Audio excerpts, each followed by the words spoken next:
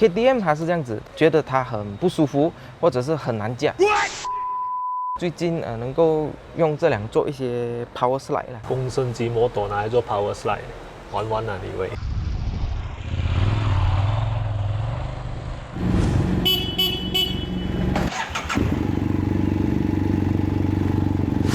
如果你是第一次来到 Keith on the Bike， 欢迎你。简短的介绍一下，我是 Keith。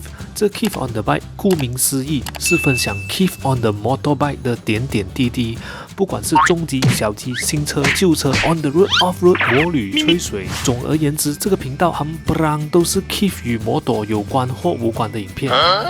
Hello, testing 1 2 testing 1 2 3 testing 1 2 3。嗨，大家好，欢迎来到 Keith on the Bike。今天是一个新的单元 ，Keith on the Bike 講自己，就是 Keith on the Bike 讲自己的机车所以是老王卖瓜，自卖自夸，类似 Owner Review 啦。所以今天第一集我们有特别嘉宾，是我的老同学阿豪。我们老吗？他其实也是有一个 YouTube channel， 大家可以 follow 他一下我会放在这边。的 top box 盖有很多 off-road 的 footage。OK， 今天我们 Owner Review 的这一辆就是 KTM 1050 Adventure。KTM 1050 Adventure 1050cc 水冷75度 V 型双缸引擎，有95匹马力和107 Nm 扭力，前后刹车都是采用 Brembo， 搭载了 WP 悬吊，前面是 43mm Upside Down Fork， 后面是 WP Monoshock， 23L 油箱，重量是205公斤。没记错的话，2015年是 CBU 进口，售价是77888，2016年就搞了 CKD 版，售价便宜了9000块，来到68888，还没包括 GST 啊。我国当年是有消费税的。第一个 question 啊，为什么你会买这辆摩托？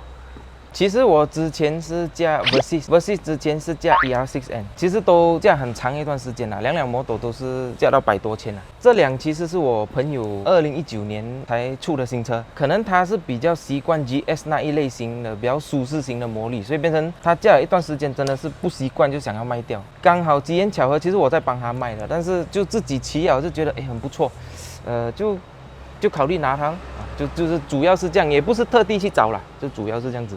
就是 from Kawasaki 650 ER6N 到 Versys， 然后到这个1050。其实如果讲找摩托，我原本更想找的就是比较倾向于 offroad， 好像18、20亿的，因为这1050它是17、19嘛 ，Sport Rim 所以开始并不那么的吸引我，所以总的来讲就是也不是特地要去找的啦，这辆就有缘分又驾了，觉得不错，所以就直接拿咯。这3辆 bike 之间，你觉得这辆跟前2辆有什么分别呢？ ER6 无可否认肯定是一个街车来的，而且比较趴。如果是 Versys 的话，虽然讲它比较高，但是其实不要把 Versys 当做 on and off， 因为它轮子的关系，然后它的悬吊的调校其实都是 on road 的调校，所以如果你要跟这个比，当然这个可以做的东西更多。如果讲重量，这个会感觉重一点，但是开始走起来差别没有那么大，有可能就是因为它们重心，你可以看到这样，它的油箱会比较低嘛。然后新的790更低啦，所以这个你一骑起来感觉没有那么重然后它是 V， 对 V 的话，650因为 CC 小就变成扭力当然没有那么大，然后你如果低转的时候它非常正，这辆 V 的话在低转的时候它都没有这么正，但是一样双缸你在高转速都是会正，没有办法啦，双缸都是这样子，所以骑到现在还是非常满意啦。哇哦，你买了多久啊这辆？去年11月到现在算到来半年吧，这样子。MCO 应该没有去到哪里了。这辆其实我还有一 set rim， 就是 offroad rim， 就是 MCO 之间到现在都是有骑去 offroad 练习啦，但是不能太 off 啦，因为毕竟它的身形只可以去到一个 limit 的 offroad。所以另外一个因素，你买这辆可能它可以更好的去 handle offroad。对，其中一个原因，因为我试过 offroad， 它跟 Versys 是完全不能比，虽然讲 Versys 会轻一个10多 kg 这样。但是因为各种各样的配置，变成 Versys 虽然轻，但是完全不适合，所以主要是这样子啦。而且整辆很稳哦，又比较重，跑长途也会比较好，CC 大没有这样吃力，最主要是这样。So reliability Reliability， 因为到现在为止的话呢，我才 ownership 6个月嘛，之前在他手上 ownership 虽然讲有几年了啦，基本上没有什么问题。有些人会说欧洲车会比较累比较麻烦，但是我觉得其实都坦白讲都是一样啦，wear and tear 的东西都会在那边啦，只是有一些特别的款式，可能比如说好像可能有一些东西更容易坏掉还是什么之类，但是我觉得基本上都是一样啊，摩托都是这样子。出发你有做过什么改装？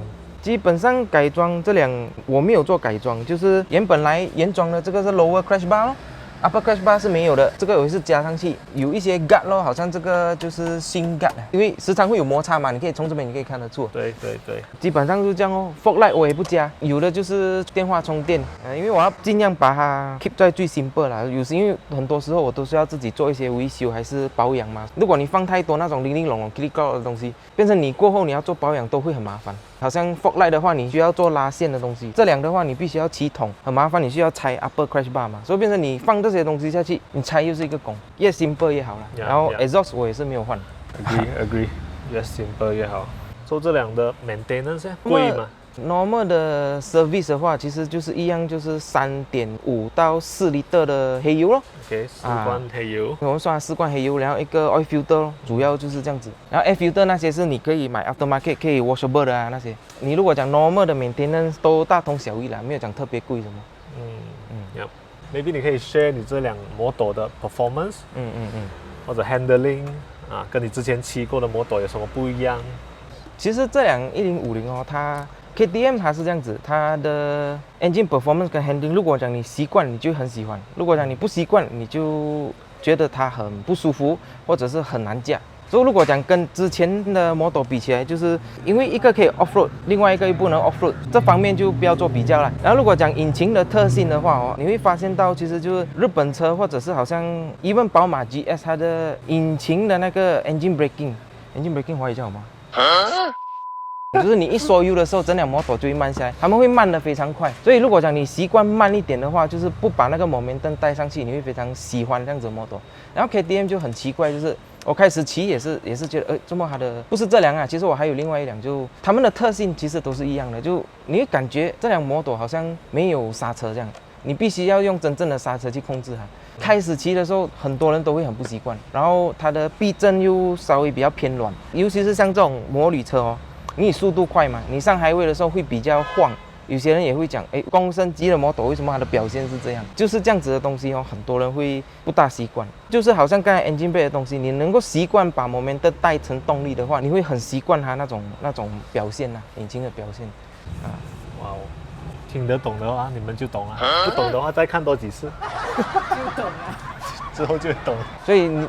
总的来讲，就是它会给你一种感觉，就是它是没有什么要去，一直要去，一直要去，挨的是顺去，或者是你加油要冲着去，它就是要去，就对了。That's why KTM ready to race， 就是最主要啦，因为我们习惯了，可能我们 off road 比较长 off road， 所以变成我们习惯把 momentum 带成动力，所以我们不喜欢就是当我们需要缩油的时候，它 cut 到太多，反而会影响到很多方面主要是这样子。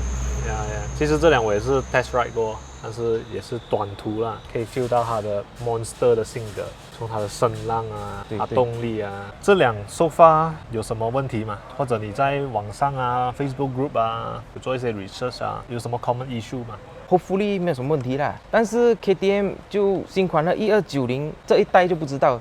如果是好像我这一款哦，就帮1190、1050，他们都有一个共同点，就是当你的 battery 如果非常，就是你 battery 是有电的，但是可能它的 CCA 还是它的饱和力没有这样好的时候，你会发现它有一些怪怪的举动啊，就好像你可能要 start 摩托的时候，它可以 start， 但是荧幕没有啊，或者是你要 start 不到那个是肯定啦，如果没有肯定没有电了，但是它就是一些很奇怪，有些 electronic 好像没有跑这样子。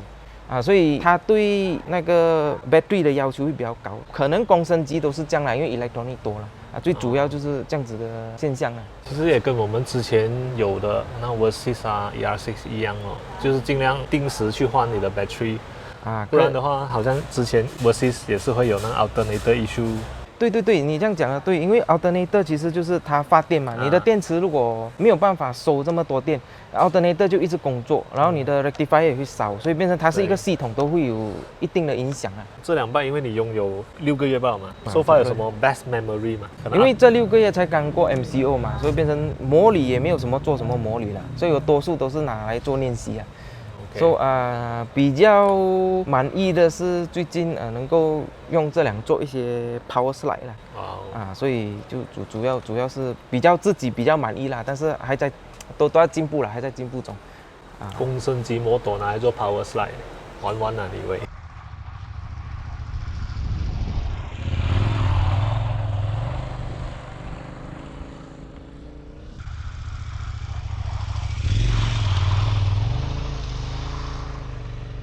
没有一辆摩托是 perfect 的嘛？到最后，你觉得这辆摩托比较适合谁 ？recommend 给哪一些 rider 啊？可以买这辆摩托？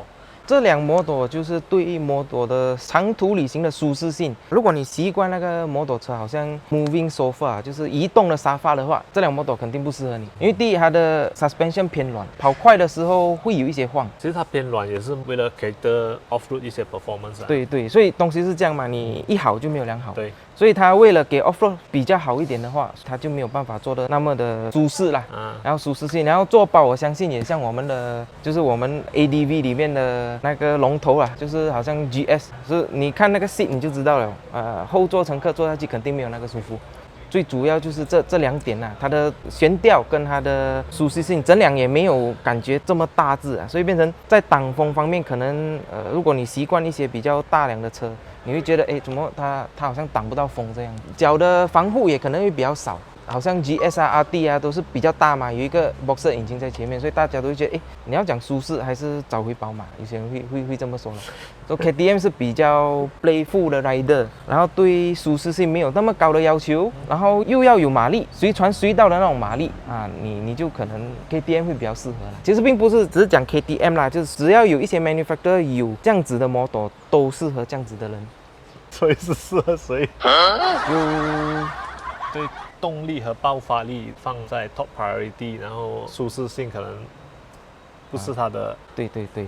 但是不要误会了，舒适性不是讲比那种普通街车还差，它只是比那种 top of the line 的那种舒适车来讲，就会有差了。你会发现，有分别主要是这样。舒适的。对对，没那么舒适而已。对，它没那么舒适啊，主要来讲比我的 Versys 舒适很多了。